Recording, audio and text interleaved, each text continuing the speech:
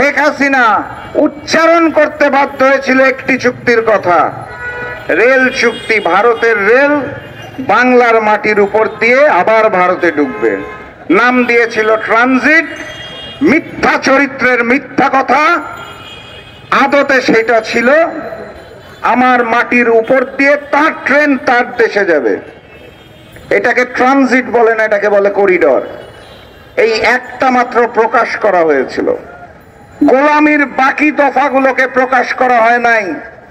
ভারতের সাথে যে সকল চুক্তি হয়েছিল, হিন্দুস্তানের প্রয়োজনে যে সকল চুক্তি হয়েছিল, কোন চুক্তির মধ্যে বলা ছিল না বাংলার সমাজের শিক্ষিত মানুষদেরকে বেকার রেখে লক্ষ লক্ষ ভারতীয়দেরকে চাকরি দিতে হবে, কোথাও লেখা ছিল না।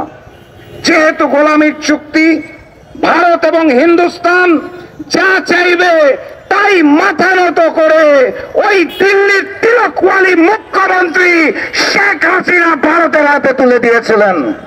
যেই কারণে উনি নির্লজ্জের মতো বারবার বলেছেন, ভারতকে যা দিয়েছি সারা জীবন মনে রাখবে। কথা সত্য, ভারত মনে রেখেছে এবং এই কারণেই শেখ হাসিনাকে এখন আশ্রয় এবং প্রশ্রয় দিয়েছে। শুধু শেখ হাসিনা নয়, ওই আওয়ামী লীগের বাকি যে সকল গুন্ডা পান্ডা সন্ডা ছিল সকলকে তারা এখন আশ্রয় দিচ্ছে। ভারতকে তারা এখন বানিয়েছে, নিজের দেশকে তারা এখন বানিয়েছে এই সকল গণহত্যাকারীদের নিজেদের আশ্রয়দাতা হিসেবে। কথাবার্তা স্পষ্ট, অন্তর্বর্তীকালীন সরকারকে স্পষ্ট ভাষায় জানিয়ে দিতে চাই, ভারতের সাথে কূটনৈতিক সম্পর্ক হবে সমানে সমান। চোখে চোখ রেখে কথা বলতে হবে, আঙ্গুল তুলে কথা বলতে হবে, মহান রব্বুল আলামিনের নামে শপথ করে সত্য কথা বলতে হবে।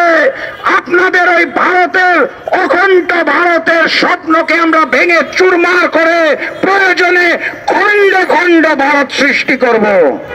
বাংলাদেশের দিকে চোখ তুলে তাকাবেন না।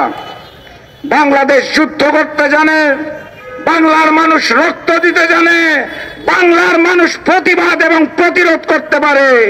আপনাদের দালাল আওয়ামী লীগকে যেভাবে প্রতিরোধ করা হয়েছে একইভাবে আপনাদেরকেও প্রতিরোধ করা হবে ইনশাল্লাহ।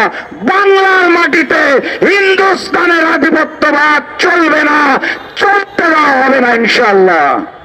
সেই স্বর্ণালী এবং স্বপ্নালী স্বাধীনতা এবং সার্বভৌমত্ব আমাদের পরবর্তী প্রজন্মকে দিয়ে যেতে হবে। সেই শপথ নিয়ে আজকের মতো বিদায় নিচ্ছি।